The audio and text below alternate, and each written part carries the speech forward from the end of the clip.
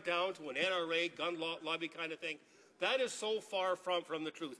Our message from the Conservative Hunting and Angling Caucus is resonating right across this country when we say, and we point out, and we prove that this party and this government and this Prime Minister and this Minister here are standing up for a way of life that millions of Canadians cherish.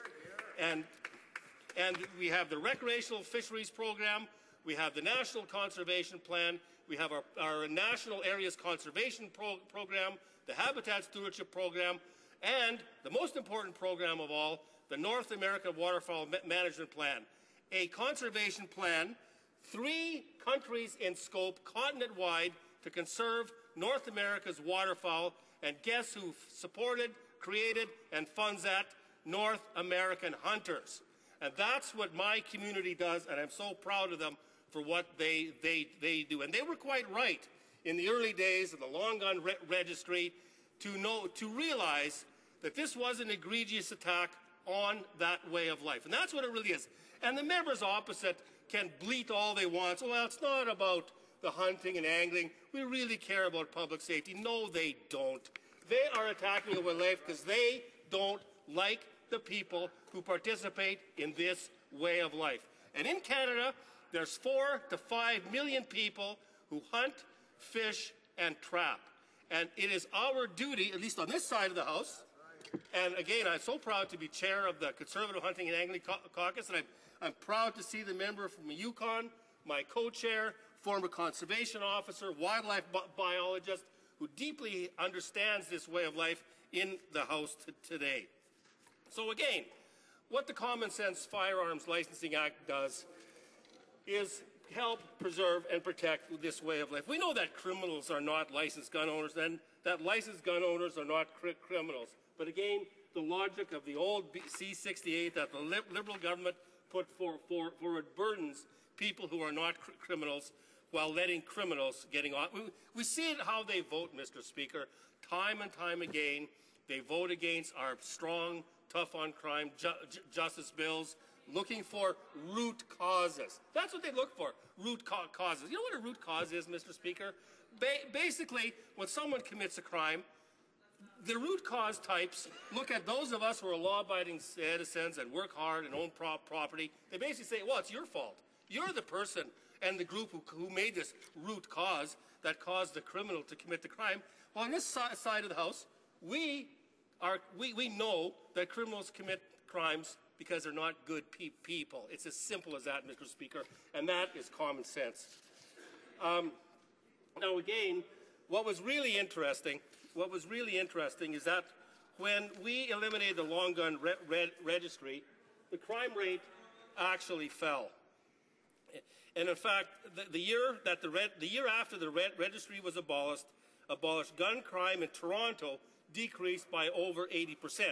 Now, Mr. Speaker, I'm not here today to claim that these two things are necessarily linked.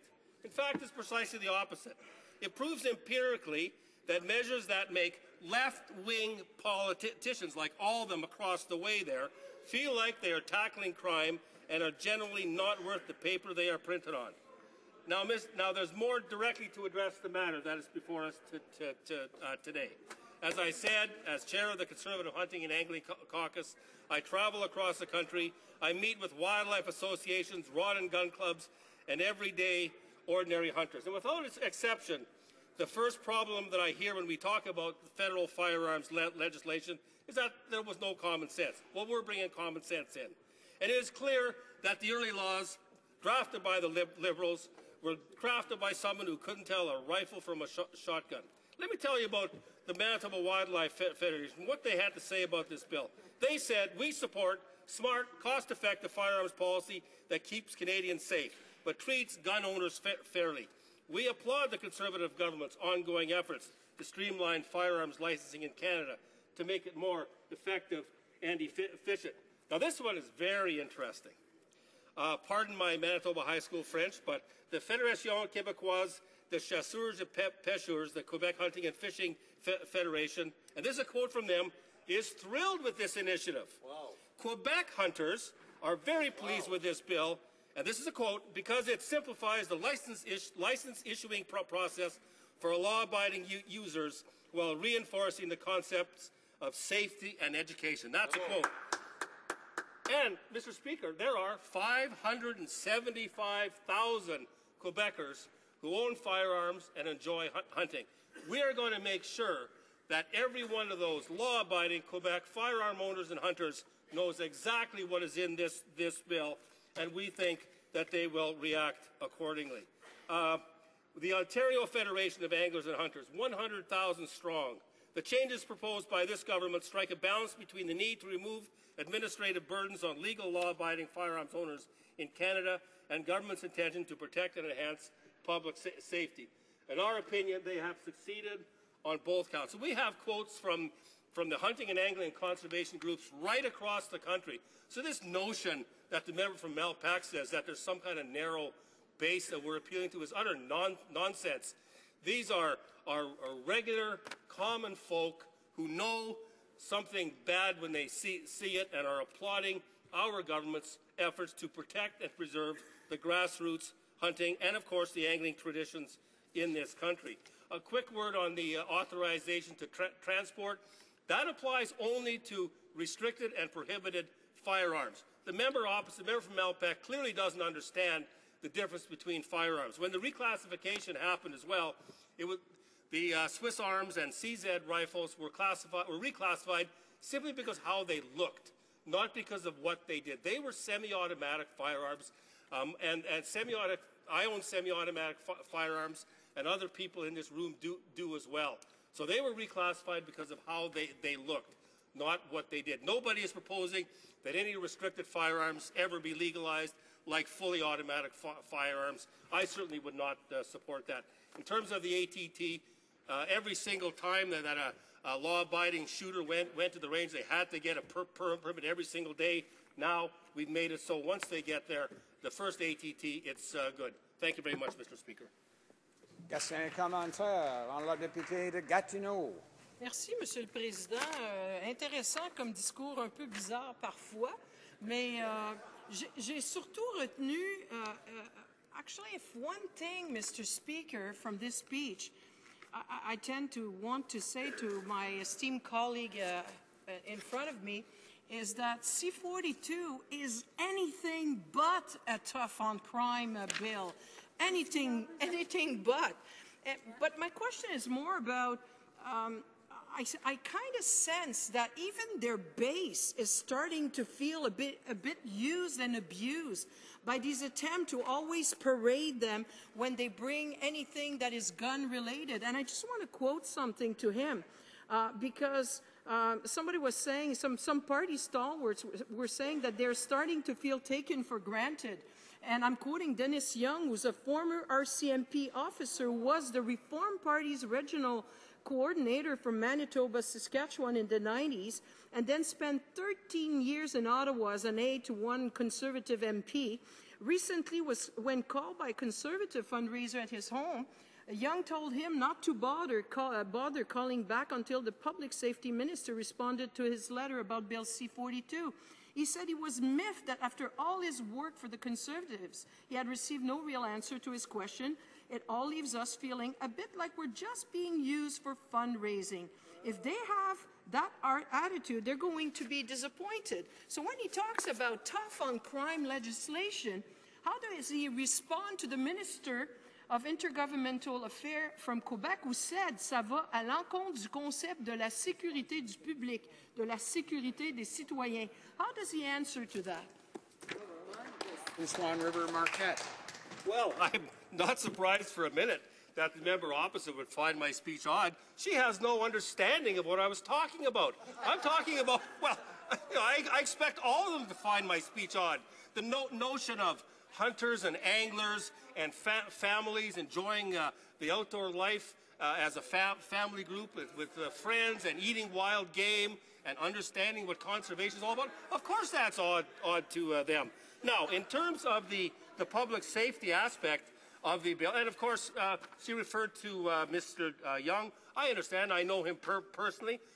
Nothing is perfect in this world. In fact, the perfect is the enemy of the good.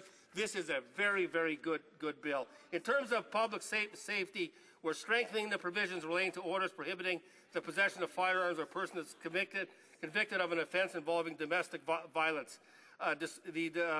We are going to be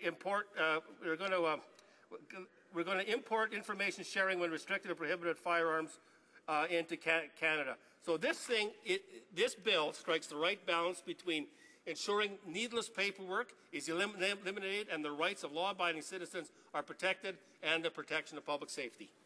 Questions and comments? The honourable member for Trinity Spadina. I rise to ask a question about the common sense component of this bill, except that when I started to read it, the only place it's actually mentioned is in the introduction. There's actually no common sense in the bill, which is kind of interesting. But the question I have is this, and it's a very simple one for the minister. I'm trying to figure out, and I guess the House needs to know, how allowing people to drive around cities, where I assume no hunting is being done, we have some big raccoons, but they're really not that dangerous, but how driving around a city with a gun in your trunk is a safe thing to do. Cars are stolen, and we've had reported and repeated incidents of people being followed home from gun ranges and having those people robbed. How is allowing guns, and how does allowing guns driving around a city more easily make cities safer? I'm not speaking for the 4 or 5 legal gun owners who are law-abiding citizens. I'm talking for the 26 million people who don't own guns, many of whom will live in those cities, and many of them are looking to the government to make their cities safe from the illegal use of guns, in particular assault rifles. The honourable member for Dauphin, Swan River, Marquette. Well, under our watch in Toronto, gun crime is down 80%.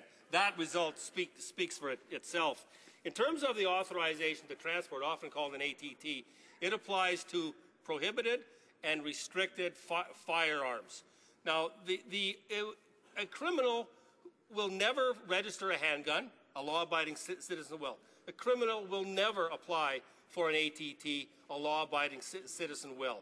By streamlining the process, so once the owner of a restricted firearm who is legally authorized to own it gets an ATT, that person is allowed to use that over the time period that their license goes for. I think that's strictly common sense, and I think we can safely see the gun crime rate in Toronto continue to go down. Now, the knife crime rate in Toronto keeps going up. Now, perhaps we can ask the members opposite to help us with our tough on crime policies, but I doubt it. Before we resume debate in the honourable member for Yorkton Melville, I'll let him know that there's actually only 5 minutes remaining in the time permitted for government orders today. However, he will know that he'll have that 5 minutes and, of course, the remaining 5 minutes when the House next resumes debate on this question. So we'll get started anyway for 5 minutes. The honourable member for Yorkton Melville. Thank you, Mr. Speaker. And 5 minutes is hardly enough time for me to go over all the things I'd like to go over, but I will begin and finish it another day. I'm really pleased to be able to rise and discuss the Common Sense Firearms Licensing Bill. I'm pleased to see the government is standing up for the rights of law-abiding Canadians who enjoy and use firearms. As you know, Mr. Speaker, I've been fighting for the rights of law-abiding hunters, farmers, and sport shooters for 2 decades now. I fought the introduction of the wasteful and ineffective long gun registry from the time it was introduced by Alan Rock under the previous Liberal government, and I was proud to stand in this place 2 years ago and support and pass the Ending the Long Gun Registry Act. The gun registry was the epitome of political pretense. It pretended to protect us by reducing crime, but in fact, it did just the opposite. A long and short of it is that criminals don't register their guns and they don't obey laws. And it was about time people realized that spending $2 billion of taxpayers' money to keep a list of property of individuals predisposed to obey the law was not a good use of resources. And equally, I'm glad to see that this bill today takes strong measures to focus the use of resources on that which actually prevents crime, rather than simply seeking to disarm Canadians. This legislation will streamline licensing and eliminate needless red tape for responsible gun owners, and it's something that I have advocated for many years. In fact, some measures in Bill C-42 also can be found